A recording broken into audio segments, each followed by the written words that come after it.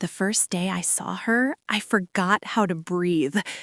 Ava Carter, CEO of Carter & Co., stood in the glass hallway, heels striking the marble like she owned the entire city. And maybe she did. I was just the new intern, a nobody. But her eyes, they found me instantly. "Lena Brooks," she said, voice smooth, like she already knew she'd have an effect on me. Yes, that's me. I hated how nervous I sounded. "Good, you're with me." She didn't ask, she decided. Her office was a world of leather and power. Floor-to-ceiling windows, skyline glowing behind her like a crown. I kept telling myself to focus. Stables, spreadsheets, whatever interns are meant to care about. But every time she leaned close to point out something on my screen, warm breath brushed my neck. It wasn't fair how intoxicating she was. At the end of the workday, the company had a big investor pitch. Everyone was panicking. Everyone except Ava. She turned to me, lipstick perfect, eyes burning into mine. "You're lucky to be here with me on a night like this," she said. My heart was on fire. "Why's that?" I whispered. She stepped closer. Her lips were soft, but the moment was sharp. It cut through every rule, every boundary, every reason why she should not kiss me, her employee, her intern, a girl who barely had access to her own desk without permission. But she didn't pull away. And worse, I didn't either. When Ava finally separated from me, my skin still felt the heat of her mouth. She stared for a second too long. Something flickering in her eyes. Surprise? Hunger? Fear? "This stays between us," she whispered. Before I could speak, the door opened and her assistant peeked in. "Ms. Carter, the investors are ready." Ava had already turned away, slipping back into her CEO armor as if nothing had happened. As if she hadn't just set my entire world on fire. The conference room was buzzing, full of powerful people. I stood behind Ava, keeping my head down as she spoke like a storm, confident, brilliant, unstoppable. Yet each word bounced off my ribs like an echo of that kiss. Every time she gestured, I remembered the curve of her fingers beneath my chin. Every time she glanced my way, quickly, carefully, electricity crawled through me again. When the room erupted in applause at the end, she didn't smile at the investors. She smiled at me. No one else seemed to notice. But I did. The elevator. People trickled out. Congratulations, handshakes, business cards exchanged. Ava slipped away early, and her assistant told me. She said you should go to her office. My pulse hammered through my throat as I stepped inside the private elevator. I held on to the rail, though it wasn't the moving floor that made me unsteady. It was her. Waiting.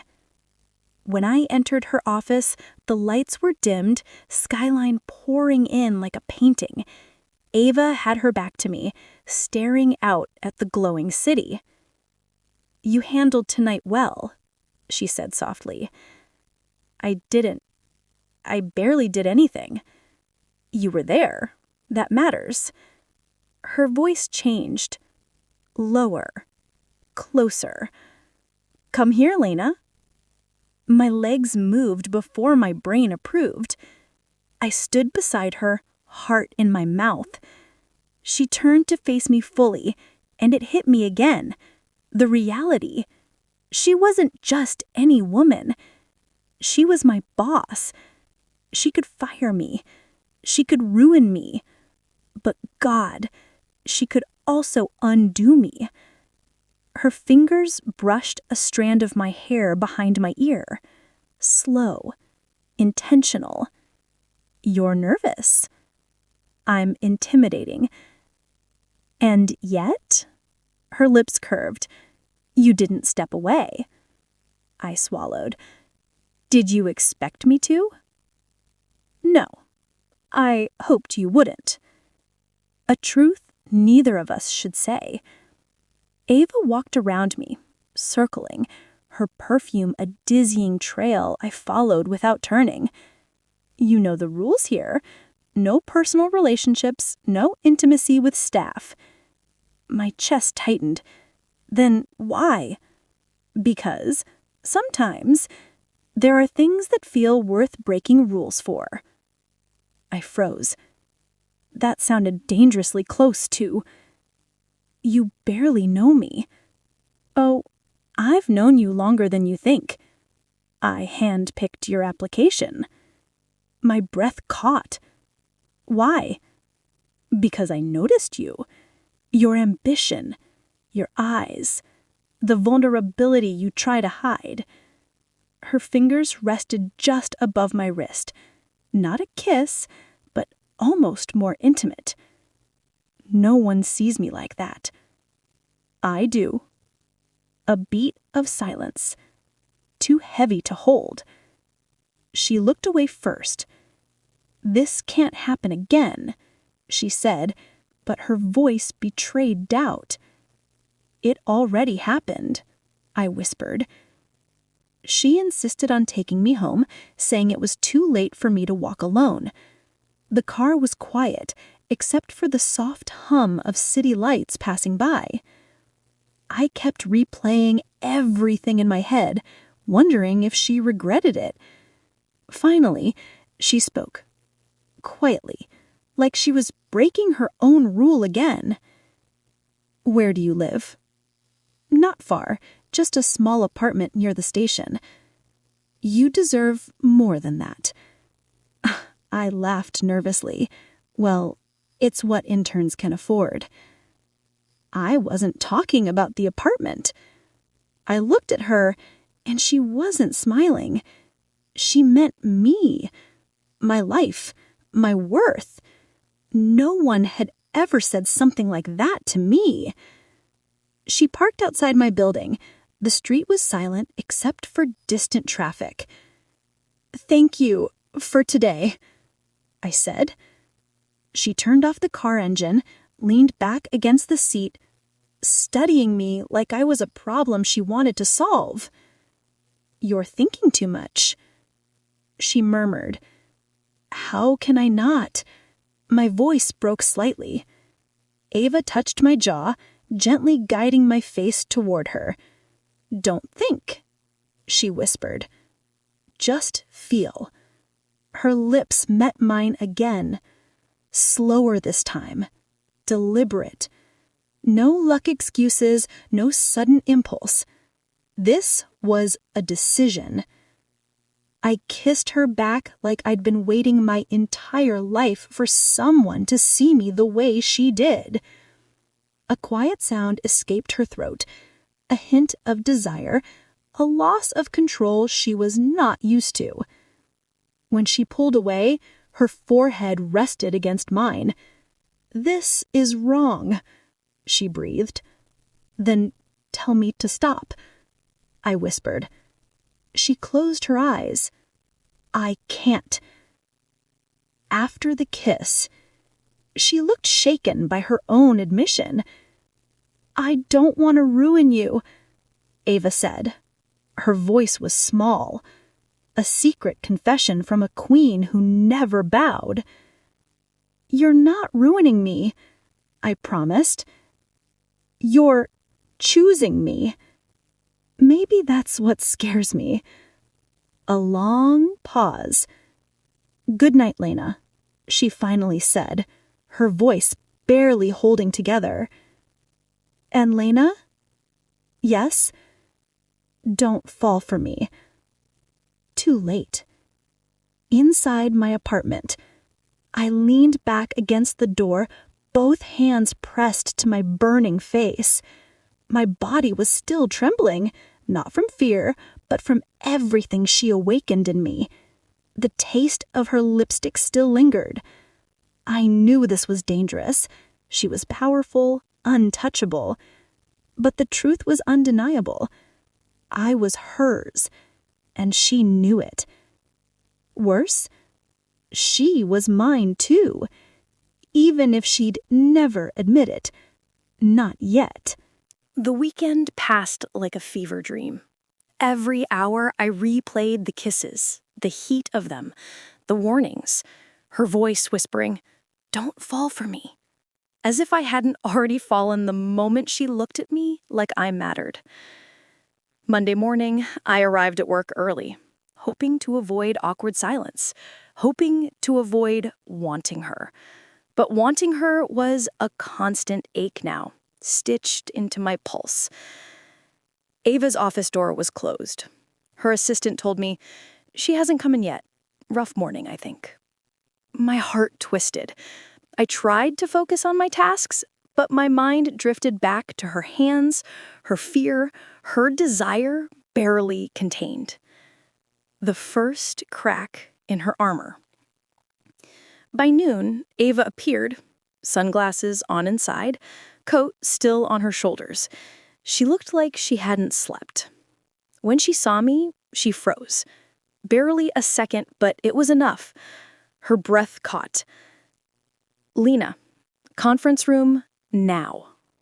Her tone was sharp, cold. She wasn't calling me because of work. She was protecting herself from what it meant to look at me too long. Inside, she closed the door. Silence, but loud. "Ava, are you okay?" I whispered. She removed her sunglasses slowly. Her eyes were red. Not from anger, from crying. "I crossed a line," she said. Voice cracking. "I don't do vulnerability. I don't lose control. Ever." My chest tightened. She brushed past me, pacing. "You deserve someone who can hold your hand in public, who doesn't hide behind power and contracts." "I don't want someone else," I replied. Her stare pinned me to the floor. "You should," she breathed. The breaking point. I stepped toward her, cautious but certain. "Ava, I like you. Not your title, not your money. You." She shook her head, struggling for air. "You think you know me. You think this is some fairy tale where the powerful woman falls in love with the intern and everything works out." I swallowed. "Isn't it?" "No," she whispered. "In real life, people get hurt. And in real life, I dared. People fall in love anyway." A tremor ran through her. She stared like she was trying to memorize my face before destroying everything. "I can't love you," she said. Her lips said one thing, every part of her said the opposite, but she turned away, shutting down, choosing safety over truth. I walked out before she could watch me break. The next 2 days were torture. She avoided me. Emails instead of conversations, orders delivered through her assistant. No more glances that made the air electric. I told myself, don't chase her. She needs time. But I was falling without a parachute. The event that changed everything. Wednesday night, a formal company gala. Everyone dressed in shimmering confidence. Ava in a backless black gown, diamonds at her throat. The room admired her like a statue. But statues can't feel. And God, she was feeling everything. Her eyes found me across the crowd, and she looked away so fast, it cut me. A senior executive approached her. Charming, handsome, the kind of man everyone expected her to end up with. He leaned close, saying something that made her fake a smile. I stepped outside before jealousy swallowed me. Rain had started, soft, cold. I let it fall, hoping it could wash away the ache. The door opened behind me. Ava came out, heels clicking against the pavement, stopping just far enough to pretend she didn't follow me. "You'll catch a cold." "I don't care," I replied quietly. "You should." "Why? So I stay healthy enough to type your reports?" The words were bitter, the pain sharper than I meant. A muscle in her jaw tightened. "You think that's all I want from you?" "I don't know what you want," I said honestly. "Because the moment I thought I understood, you closed the door." Her breath fogged in the cold air. So did mine.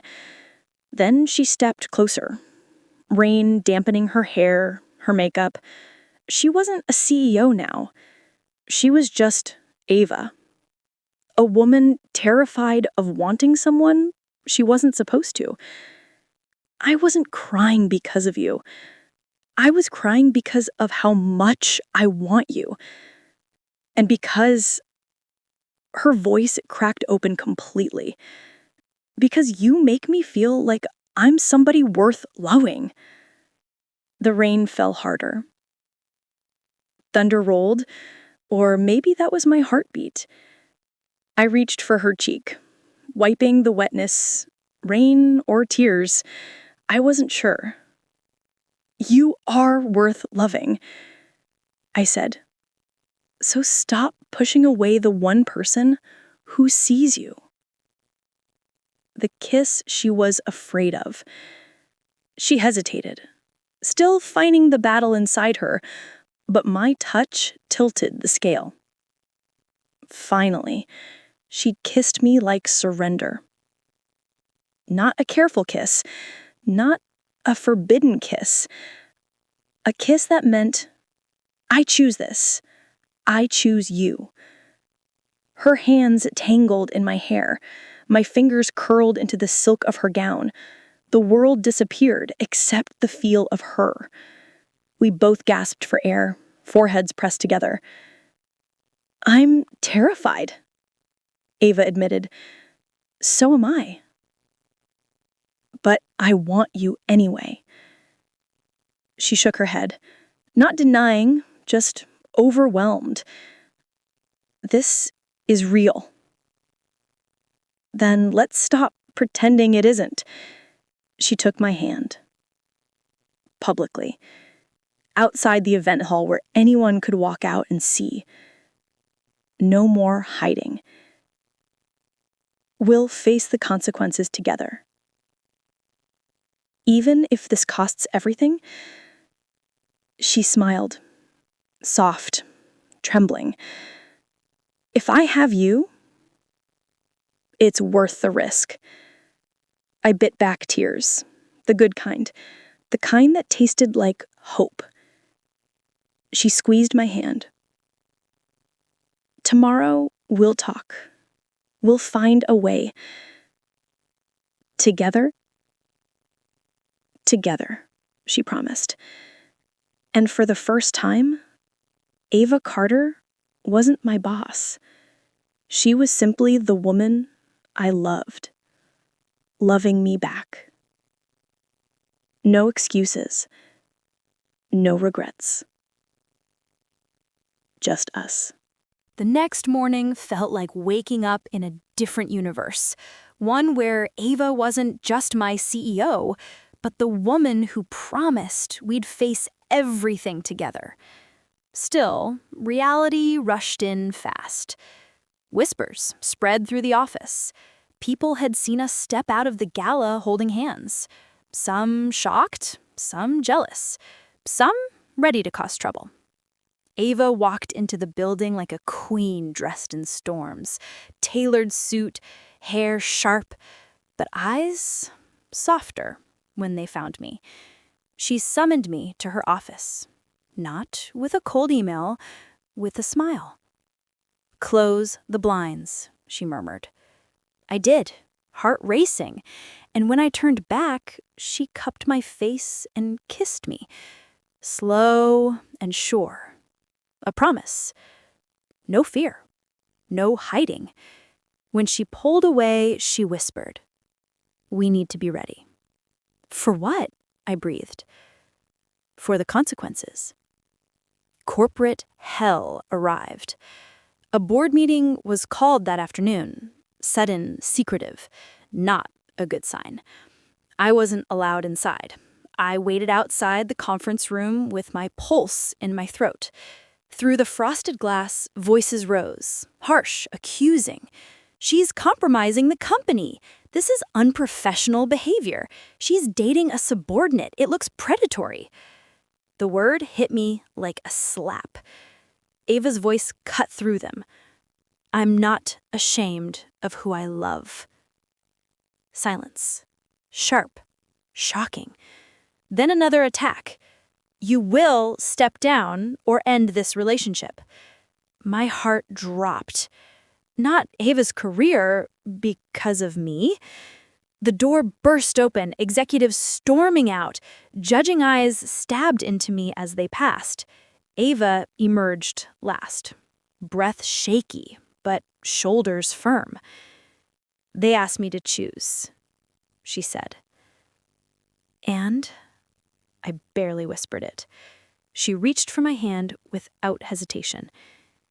"I choose you." The aftermath. We walked back to her office, fingers intertwined. Security was already waiting. Not cruel, just uncomfortable. "Ms. Carter, we've been instructed." Ava nodded. "I'll leave quietly." I choked on my breath. "They fired you?" My voice broke. "No." She smiled softly. "I resigned." My knees nearly gave out. "You can't give up everything because of me." She took my face in her hands, gentle, fierce. "You are not something I lose. You are something I win." Tears blurred my vision. "I'm terrified," I admitted. "I am too. But love without risk isn't love. It's convenience." What we built. A month later, we were far from the skyscrapers and rumors, living in a small city apartment with too many plants and a window that always let the sunrise spill over us. Ava was building her own consulting firm, smaller, freer. I was writing full-time, pouring our story into words as if it were therapy.